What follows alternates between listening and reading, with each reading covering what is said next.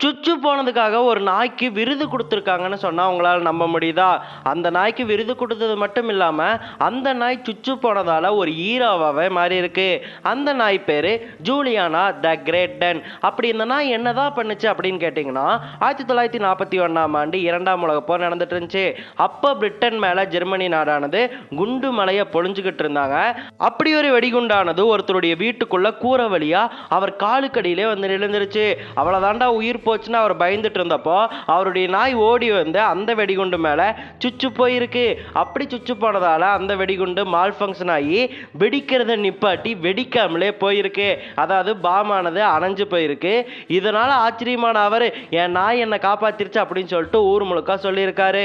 இதை பார்த்த அரசாங்கமுமே அந்த நாயுடைய வீரதீர செயலை பாராட்டி அதுவரைக்கும் ராணுவத்தில் குதிரைகளுக்கு மட்டும் கொடுத்து கொண்டிருந்த ப்ளூ கிராஸ் மெடலை முதல் முறையா ஒரு நாய்க்கு அந்த ஜூலியானா த கிரேட் டென் நாய்க்கு கொடுத்தாங்க.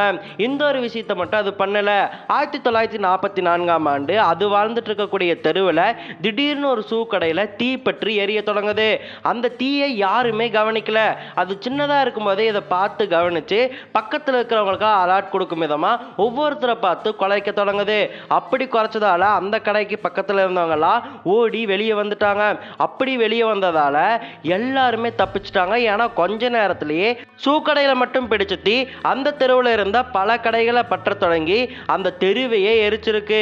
இது அந்த நாய் கத்தாம விட்டு இருந்துச்சுன்னா நிறைய பேர் இறக்கிறதுக்கு சான்ஸையும் உருவாக்கி இருக்கும். அதனாலேயே அரசாங்கமானது மறுபடியும் அந்த ஜூலியானா நாயை கூப்பிட்டு மறுபடியும் ப்ளூ கிராஸ் மெடலை கொடுத்துருக்காங்க.